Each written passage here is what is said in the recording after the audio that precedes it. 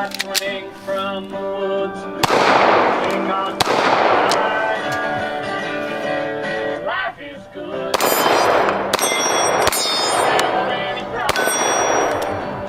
Comments here in Nashville neighborhood in the land of free.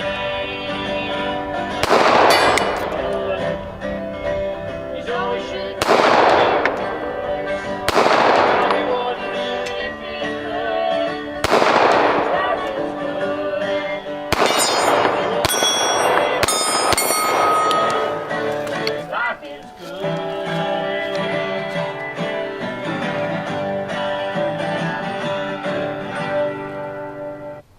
Yes, Hickok 45 here, your internet shooting companion, coming to you from the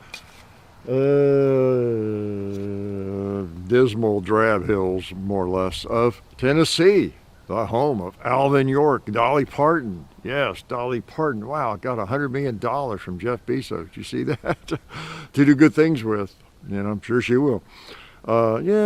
Yeah, we don't always agree with Dolly. I think her politics are a little iffy sometimes, but yeah, good gal. Okay, yeah, I'm here, and you're here, and it's chilly. See, I'm very resentful of you, and kind of mad because I'm cold out here. Kinda, it's not too bad. And you're probably sitting in your living room having hot coffee, cocoa, cold beer, you know. You just 72 degrees probably where you are. No, it's not too bad. As I said earlier a couple of times, as it gets into the winter, summer, I can stand the heat. Don't care how much humidity and how hot it is. No problem. Stand. Cold I can stand, but I'm not going to stand it if it's too cold. And I'm going to pick the day of the week to do my shooting in the winter. Because we don't do a lot of videos in the winter, and I want to do some shooting every week, a couple of days probably, and at least. And so I look for the warmest day of the week. Hey, brilliant, yeah, for a Kentucky boy, huh? Yeah, I look for the day that is the best weather, which happens to be today. It's about 10 degrees warmer today than it's going to be any day this week. Yeah, so. Or has been this week. So here I am. I can't complain too much. I just have to remember what it would be like on those colder days. Yeah. So what do I have out here? Well, I have the Shadow Systems. I don't think I brought it out, did I yet? And I've had for 2 or 3 weeks. Been shooting it. Did a video. We've been shooting. I said, well, before I shoot it back, send it back, shoot it back, send it back, or to Buds, or I don't know. We'll do another video with it or not, but. Okay, bring it out here and show you, okay? Give you a preview to you folks that come out on Sundays or any day, watch the Sunday shoot-arounds. This is by your request too. You've made many requests, and I just wasn't really sure what the Shadow Systems were until I got around looking at them, looking them up in gun shops. So, wow, got a whole display full of them, and people are buying them. So I've been a little remiss in terms of the Glock clones. There's several. This is one of them, and pretty popular. Shadow Systems sings out. This is the Glock 19 clone. I wanted to shoot a little more before I send it back and show y'all when we'll post the video. But pretty nice, you know. I'm a kind of a Glock guy. In fact, I had made a note. Someone had said, I've seen it before, said, I know you're a Glock guy, but, and then go on from there. I see that occasionally. And said, well, yeah, I have been kind of a Glock guy. I guess I am kind of a Glock guy. There's nothing wrong with that. But I'm also a SIG guy, a Smith guy, and all sorts of guns now.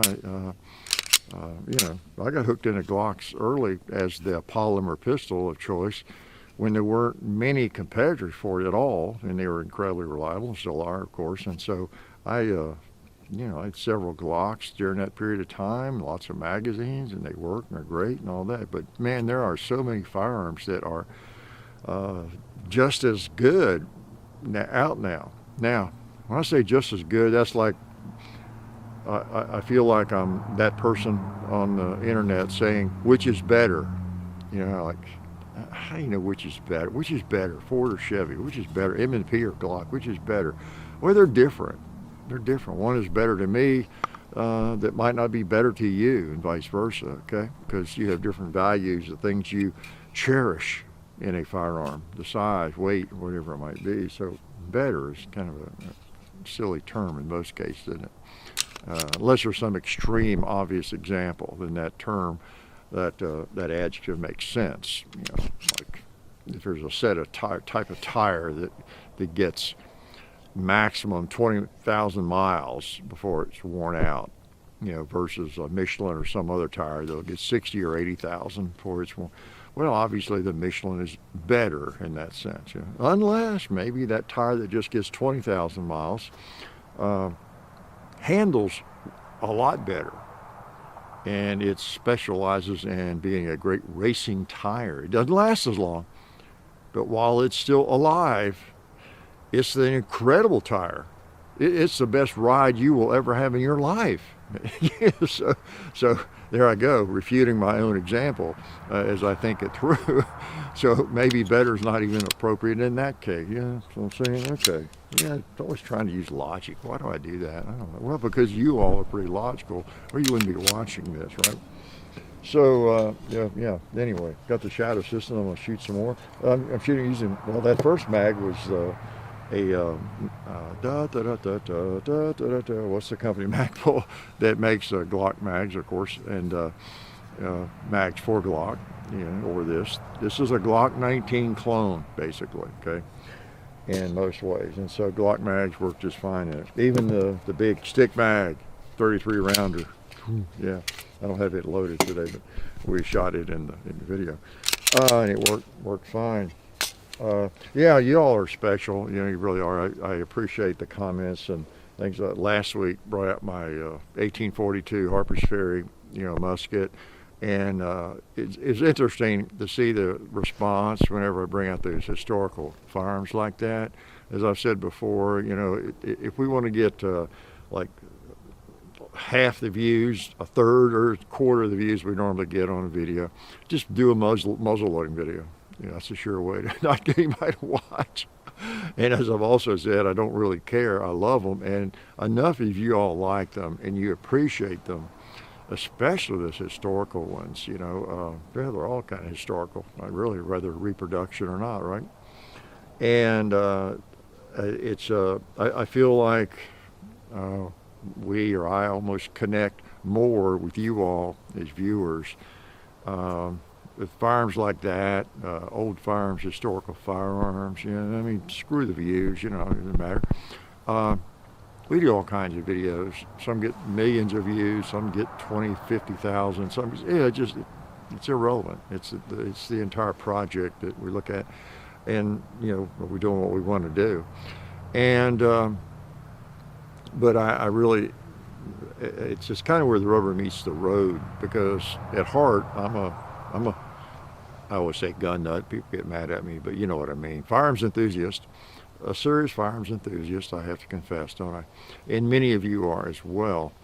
And it's what we're about, it's what you're about. And when you see, even if you don't have one, have never fired one, a muzzleloader, many of you just find it interesting, you know. And all the stories that came up last week and still pop up, I see about how you've been to some of those battlefields I've been to, and the feeling you get there, and the muzzleloaders like that you have fired, or others, and handed down from your grandpa or your dad, all that kind of thing. It's really what it's all about in so many ways. It's what makes it interesting to me. It's why I really relish you know, what we're doing in the firearms that I enjoy. You know, there was a comment this week I saw, someone said, it was on I think it was a Winchester Model 92, and I see this pretty often. He said, I got one of those from my grandpa, handed down. We used to hunt with it. He used to hunt with it together, or I hunted with it, or that kind of thing. Those stories, you know, I've talked about this before many times, I guess, how I don't know. You don't have that in a lot of other areas. I mean, it doesn't have to be firearms. It could be your grandfather collected pocket watches or something, and you shared that interest, or whatever it might be. It doesn't have to be firearms. It doesn't have to be evil firearms, does it? But for those of us, which is most of us, right, almost all of us, don't consider firearms evil. So it is a vehicle. They are a vehicle for that kind of intergenerational connection and all that sort of thing. It just really is. I mean, it makes sense. They're kind of a really personal thing. A person buys a shotgun and hunts with it, or a Winchester, or even a Glock or Glock clone, or muzzleloader, whatever it is. You learn how to use it. It's a very serious implement. Can be extremely dangerous. So you have this attachment. You have to know how to use it. You make a connection with that thing because it's got to be handled correctly, and you must have a purpose for it in mind, or you wouldn't own it.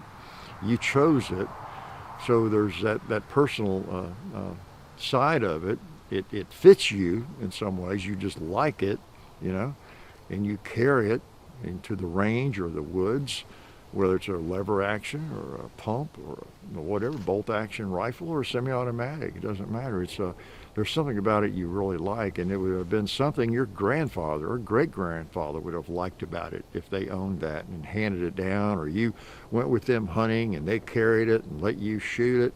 I get stories like that all the time, and again, it's just so sad in a lot of ways that so much of society, especially today, they don't experience that kind of thing. Now, nothing sacred about a piece of metal and polymer, obviously, right? The important thing is the relationship between you and your parents or grandparents, great-grandparents, or friends, whoever.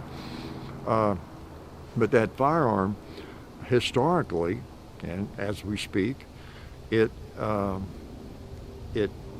helps. That's a word I'm looking for, but it helps. Well, it's a vehicle for that connection. Like I say, it's something that bounces off of that helps connect it. I don't know. It's hard to explain, isn't it? you know what I'm talking about, so I don't have to ramble about it.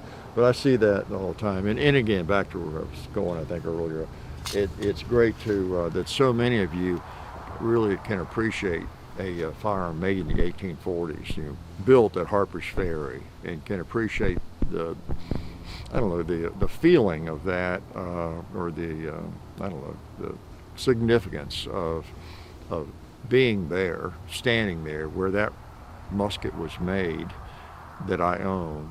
And then I didn't even think about it or mention it. Last week, as I was standing there on Cemetery Ridge, Gettysburg, the battlefield, that was right where the Irish Brigade was helping immensely to hold off Pickett's charge there, right there where I stood. And they were carrying those rifles, 1842. I started to say Harper's Ferry, they could have had a mixture. Harper's Ferry, Springfield Armory, they were built at both locations. But that's what they had, the 1842 smoothbores there, even at that point in the Civil War, and were used very effectively. Basically decimated Pickett's men, and my musket might have been there. How bizarre is that to think about? Mine was made in 1846. Who knows where it was? Could have been right there in one of their hands, in that battle. So those kinds of things are interesting to think about, and they're not earth-shattering, and they don't determine the course of the human race or anything, but it's just interesting, and it's great that you all appreciate that. And then too, many of you, here I'm on my soapbox today, didn't even mean to get on it, but many of you some of you are young, and maybe new to firearms, and these kinds of things, and thinking about it this way, or maybe kind of new to you, new to you as well. Are new to you as well, okay? Now I'm embarrassed. Now my ringtone is a cat. How sad is that? How sad is that? A cat meowing is my ringtone on my phone. Well, I got a new phone, a Google phone here recently, and so I had to set everything up, apps and ringtones, and I saw that, and I was like, oh, let me test that on Slamfire. I test that. So it is kind of weird. I get a call, and what? Is that Slamfire? Is that you? Or my other cat, Boo Boo? But so anyway, and so by the way, just to prove my attention deficit situation, let me go off on that direction. Slamfire's having a hard time with winter. It's turned off cold here, of course, and as you know, if you live anywhere near Tennessee or anywhere in this part of the country, it was just really nice, last week, 70 plus degrees and everything. And all of a sudden, you're getting highs over the 40s and that kind of thing. And in 20, below freezing at night and everything, from summertime almost weather, springtime weather type thing, and early fall type weather here. And of course, all of a sudden, Slamfire, who lives inside and outside, he's outside most of the day, and he goes out in the morning, and it's like, wow, here he comes boomeranging right back after about 30 minutes, like, whoa. And so he hits the swing. I don't know if I've told you that. We have a front porch swing. How's that for original? In front of the window, and where I sit in my recliner back and in my laptop and do most of my work, watch most of my great movies and read, is across the room from that window, and so that's his signal. That's how he gets back in the house. He doesn't come to the door and meow. And I can't see through the door. It's not glass, and so he jumps up in the swing right there in front of the window. He jumps up in it and is going crazy, and he's looking in, staring in. He's got incredible balance. Most cats don't like swings, but it didn't bother him a bit. He jumps up in it, and he's just looking in. It's just like back and forth, with big eyes. Where are you? Oh, I'm ready to come in to eat. Or it doesn't have to be cold. He does that year round, and has done it, for almost 10 years. So that's the signal. I went in, and so you open the front door, and he pops in.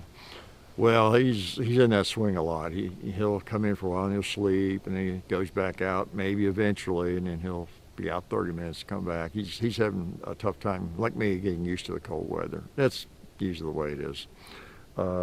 In a week or two or three, he'll be out all day probably, unless it's extreme. But anyway, now I'm embarrassed. Y'all know I have a cat meowing when someone calls. I thought it'd be cool. I did it partly to irritate my cats. So anyway, what else? You shoot this some more? 9mm, if I didn't say. It's ready for suppressor, of course, threaded barrel. Now these are run generally more expensive than a Glock, depending on the model. Now this is the MR920. You'll see the video. And they got these fluted barrels, and they got all these cuts and everything. And they're, and of course, they're ready for optic. And this one has a tritium front sight. So I think it's $700 or $800. It's or $900. But now you can get it. I think they have a basic model now without the tritium, and it's closer in terms of what a Glock 19 with the MOS cut would have on it, okay?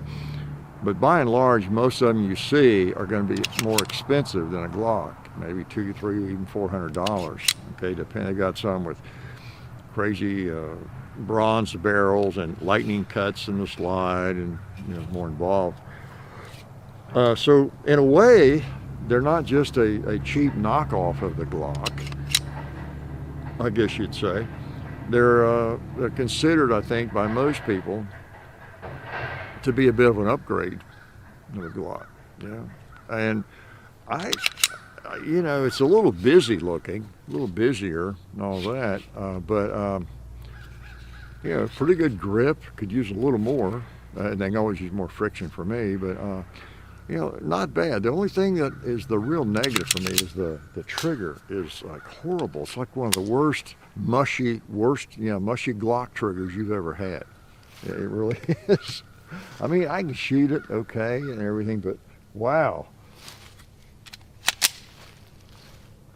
Well, I don't know if I was hitting the gong or not. I forgot where to hold at that range. Let me try. It's got an unusual rear sight.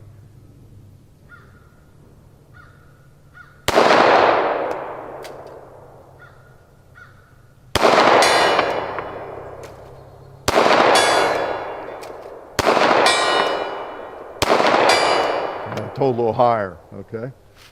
At the top of it.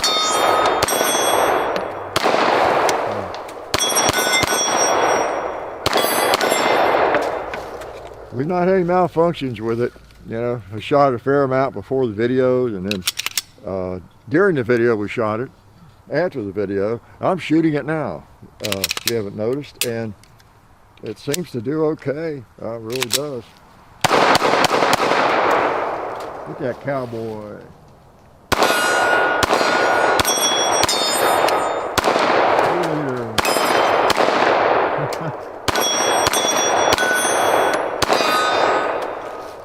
Yep, they just shoot on, and it's one of those guns, I've talked about this before, you might have experienced this, where you pick the firearm up in a gun show like this, and there's usually not a mag in it, I guess, or if there is, but and you pull a trigger, and if you snap the trigger, a lot of people don't want you doing that. I tend not to do that unless I'm pretty sure I'm going to buy the gun. I'm really serious about it, and then I might ask the owner, depending on what kind of gun it is and everything. Some guns, doesn't matter how much you snap them, and then some guns it's a little more of an issue, and then also the dealer may have a bigger issue than others, so you just kind of know what you're doing. But you pick it up at a gun show, if you do that, you go, oh, really? Did I just get transported back to 1986? And it's a Glock 17 with the incredibly mushy trigger. That's what it feels like. Now, like the Glocks, though, when you, well, it is a Glock one, when you put a magazine in it, man, it's still pretty bad, but it's a little better. I'll tell you what it needs to be. It's not just putting a magazine in it. Yeah, it's putting a loaded magazine in, and I've noticed that with Glocks generally. It helps the trigger a little bit. I'd say that top round pushing up on the whatever the trigger bar or something helps just a little bit. And then when you're shooting it, you know, you don't notice it being like the very worst trigger you've ever used, but it's pretty bad, I think. Wow. I have spent a lot of years with the Glocks I have, 19s, especially the common ones. I've traded some off because I didn't like the finish they came out with in the 2000s, and I don't like the Gen 5 finish on the slide. They went back to that awful slick finish and everything. And then during some decades, Glocks have had better triggers by and large, and some models have better triggers. They have a more crisp trigger, and that's the ones I like, that have a distinct take-up, not too long, distinct take-up, and then they hit a wall, and then it's a crisp break. Even if it's heavy, it's a crisp break. And most of my key Glocks are like that. That's why I still have them. I think about all my Glock 19s are like that. My Glock 41 is like that. The Glock 30 I had was like that. The Glock 43s are like that. They just seem, for some reason, have a knack.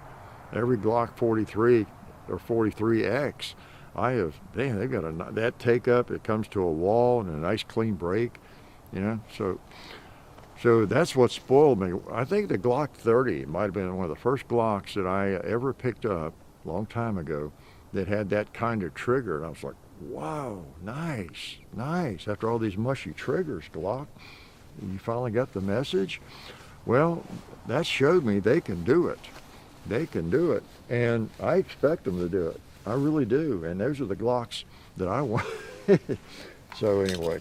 But yeah, other than the trigger, it seems nice. It really does. You take it apart, it's all Glock. So what else? Don't forget John's stand-up. You know, he'll be at the stand-up in Huntsville, December 15th, 17th, and then here in Nashville on the 18th. Yeah, at Zany's. What else? Was I going to mention anything?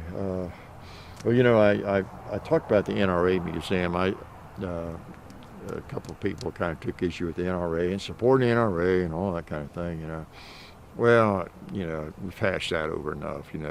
Everybody's hashed over the NRA enough. As I said, there's lots of great organizations now. I'm a life member of all of them, and whatever the NRA does is to the plus. And I don't know anybody there now, and I just go to the museum. Like I said last week, I think I hope to go to that museum again. Somebody in the driveway? I guess not. And it's worthy of support. That museum is, whoever has that. But drag out all the NRA BS again. This is ridiculous. Most people are kind of over that. They either support them or they don't, or get on with our lives. So also I mentioned in Gettysburg how it's not the place to buy a gun. I don't know. I probably broad brushed. Nobody mentioned about it. Probably broad brushed every gun shop in Gettysburg. I didn't mean to do that, because that would not be the case. I didn't notice any crazy prices in the regimental headquarters shop, where I visited, or or other places. There was just one that I'm like bash a gun shop. Everybody does what they do. Everybody's got their own overhead, and they know what they can make on a firearm. But that wouldn't necessarily be the case everywhere. Guns are pretty competitive, for one thing. No, it's my wife leaving. Okay, it must be a tractor over there across the road. Somebody idling. It's kind of difficult wherever you are. You might get a little bit of a premium for location, but most firearms are available from a number of sources, and auction sites, online, and local shops and everything. And there's no big mystery what a firearm should sell for. I know coming up as a gun collector shooter, there was always a small gun shop somewhere, and maybe an out-of-the-way place or a smaller town, and you'd stop in and you'd see the same firearms that you see other places, but they'd be like 25% higher or more. You might see one that's like crazy priced, whatever, and a firearm that's not all that unusual, and this is pre-internet days, and you would just assume, and I would just assume, well, this guy, he doesn't get out to gun shows much or get out to other gun shops. He didn't know he's got that really overpriced. He's got MSRP on that or something, which nobody charges MSRP on that particular gun, or whatever it might be. But it was kind of dependent upon that owner of that shop kind of getting around and keeping up with pricing, And then some of his customers maybe the same way. They didn't know what that firearm should sell for, and I don't know. So I guess he settled on it. But I saw a lot of shops like that around. I could even name them, that kind of slowly went out of business. Just couldn't make it. Didn't have enough turnover. You go in 6 months later, and some of those same guns would be there, not sold. So I think you want to turn those firearms over, buy more, sell, buy, sell, buy, sell. You can put a price on a firearm and have it 50% higher than anybody else is selling it for, but what's on the tag is what it's going to sell for. In fact, it may never sell. So you're not making anything. And if you finally do sell it, you might have sold 6 of them in that same time period, and maybe you made $30 per gun. You're trying to make $100 on it. Well, you might have made $30 each time you sold 6 different ones, over that time period. And some of it just comes down to being not very savvy about business too, and it's not keeping up with the market. But these days, with the internet, wow, even the auction. I mean, even if it's a fairly, I don't know about rare, but collectible piece, there's auction sites you can go to, and you can see if they have them and if they've sold them, what they sold for, and all that sort of thing. There's just a lot of resources now. So, but anyway, oh man. So what else you want to know about? Anything? Someone asked me if I was ever going to do a I get that question all the time. You're going to do a podcast? Well, I don't know. This is kind of my podcast, right? My Sunday video is kind of my podcast. Woo! Let's shoot some more. Let's warm it up a little bit. Let's shoot that red 2-liter. Oh, No. You know what I think I did? Let me finish it. I don't know if you saw that, but I got two 2-liters, but I don't believe it was because I went right through one and hit the other one. It is just 9mm range ammo. Well, I did, of course, but I think I just wounded that first one, just caught the side of it and went in and hit the other one behind it harder. Of course, that was intentional.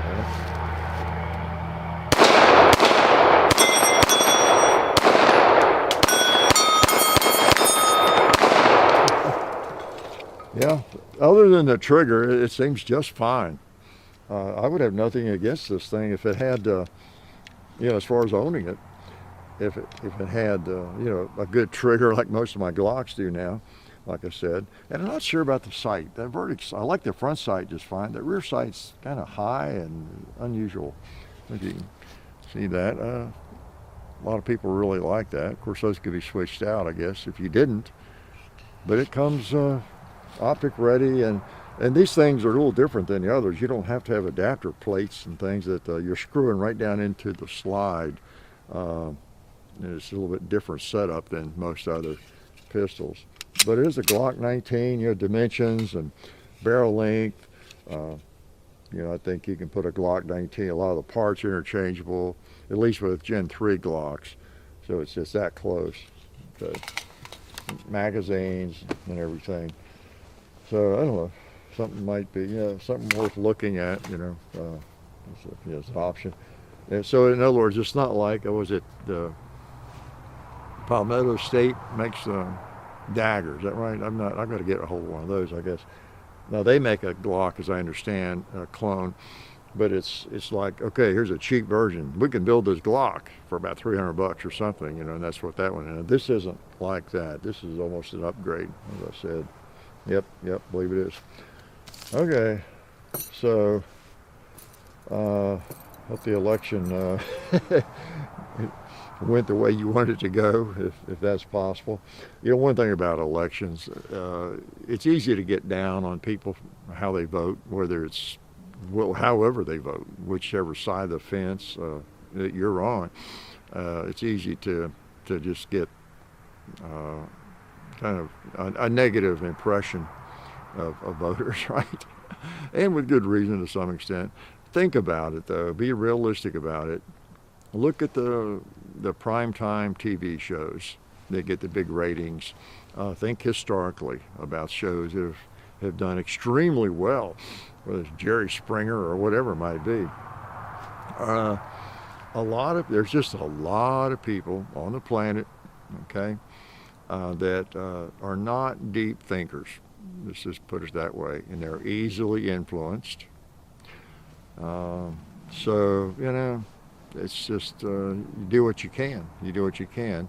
And that's why I still think if you don't vote, you don't have a chance, But at least by voting and making sure that all of our voices are heard, we come close, and so it's just a strange situation as the society, a lot of people, let's put it that way, not everybody, of course, but probably a larger and larger percentage of people are thinking less deeply about things, put it that way.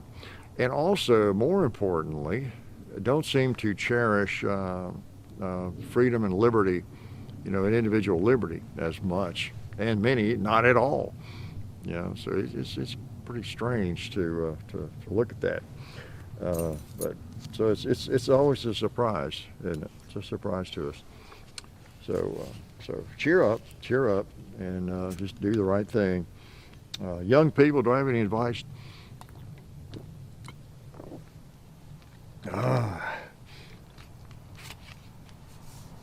Well, I got a little advice. I think one of the hardest things to do when you're young, or the easiest things to do, is get on the wrong road, right? I came close to that myself. But it's a miracle any of us guys survive, being teenagers, really. It's like most of us guys, we're on the road to jail probably. It's just a matter of whether or not we avoid that and go down a better path at some point. Uh, but but for young people in general, it's so hard not to see the big. It's hard to see the big picture when you're young. I didn't see the big picture. You just don't. You're just trying to get through your day or your school assignments and your friends or the people who won't talk to you or the people who exclude you and the cliques and trying to figure out school. Am I going to go to college? What am I going to do in this world and all that stuff? So it's hard to have the bird's eye view of your life and of society in general. You just don't have the experience for it. For one thing, you're just too young. But just be aware there are a lot of cultures, and it's really easy to slip into like the wrong culture, let's call it, right? People who are a bad influence on you, or maybe just neutral, and there are people who would be a better influence on you if you would sort of get to know them or hang out with them or join that club or play that sport or join the band, whatever it might be. There might be a better group if you feel like you're struggling as a younger person, whether you're a teenager or you're in your 20s, whatever. You're not necessarily locked into whatever your situation is, right? Now, it may be hard to get out of it, but you're not necessarily locked into anything. Your circle of friends, maybe you don't feel good about that or something. They don't really make you feel better about yourself, or they're not really motivational at all for you. They're taking you down the wrong road or whatever it is, and you just sort of know it. You can escape that. It's not easy. Escape it. There's lots of little cultural cliques out there, lots of different places to be. Was it Ernest Becker? Called it cultural fiction. So much of life is cultural fiction. It's just things we make up.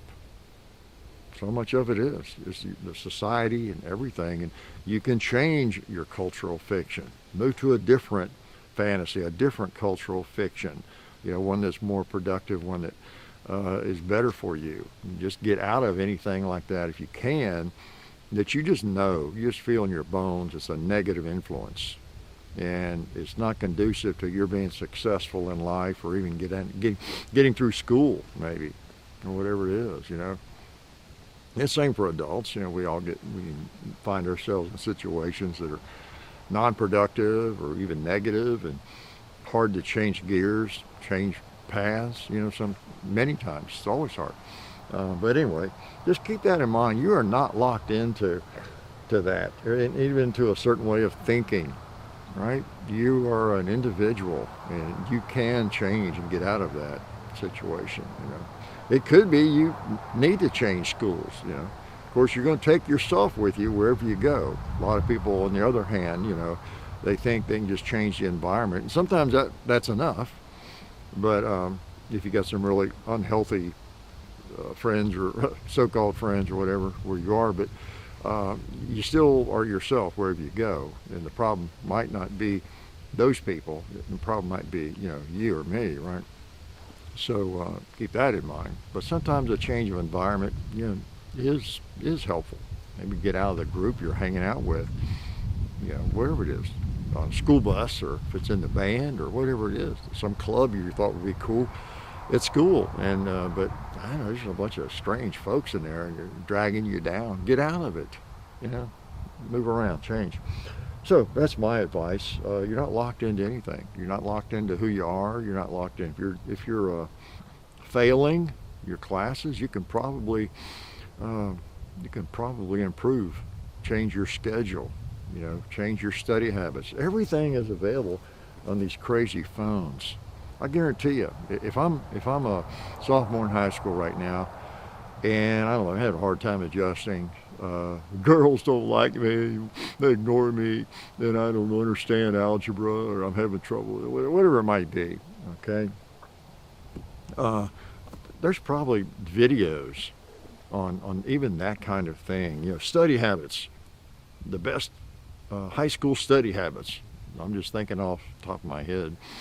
There's probably 1,000 videos on study habits, right? Probably make a liar out of me. Probably nothing. No, there's so many videos on everything, and some of them are really useful. So you got to get started at least, looking into things like that. And there may be a couple of tips someone has there. I bet you there's a student who's done that. There's probably a high school senior or junior or somebody who's actually posted a video about the best way to approach studying to get through high school. I don't know, or something like that, or how to study algebra, understanding algebra. There's probably a million videos on that. You don't need tutoring. Tutoring's right there on your phone or your computer, probably. It might just be enough to make it click for you and kind of push you over the edge. You go to school, to class tomorrow, next day, after a few days of looking at some of that, maybe. And okay, now I understand what the dumb teacher's trying to say. I mean, you just got to do something. Act on it. Okay, it can't hurt.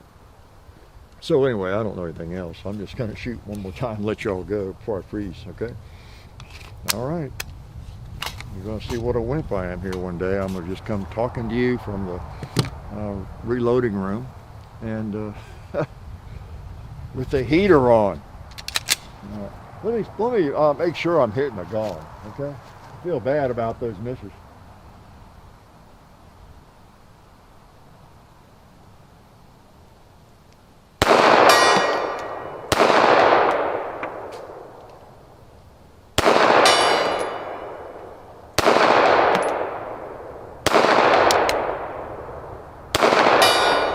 Okay, I got him a couple times. What I feel bad about is his trigger. I tell you, it's horrible.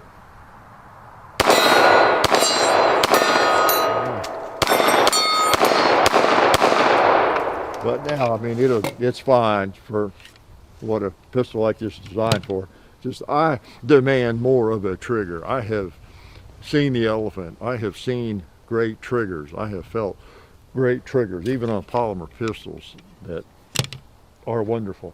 And now I don't know, as I said in the video, I don't know if this is, although I have read some other people criticizing the triggers, but there may be some of these, again, it's the MR920, the multi-roll, MR stands for multi-roll, 9 for 9mm, and then 20, I think it's the year it came out or something. But there might be some of them have a crisper trigger. Okay, so I might recommend you check it before you buy it. Although they might all be just like this, and then you could probably upgrade. The ironic thing is, I believe this company, Shadow Systems, started. I read selling Glock parts, upgraded parts and things, and then they started putting whole guns together. So, you would think maybe like Apex or somebody, they were able to improve the Glock trigger, and maybe they were. It might just be some of them are like that. I don't know. Or I might just be too picky. You reckon? I don't know. Well, anyway, I am glad you came out today on this cold day. No chance of getting ticks today. Okay, there's always something positive, right, to think about in any situation. Neither you nor I are going to have ticks on our legs or in our hair today. Well, pretty sure that won't happen. You never know. I have been in these woods in the late fall before and come back with a tick crawling on me. It was pretty amazing. I don't know where it came from. I don't know where they go exactly. They go underground or something in the winter time or when it gets cold.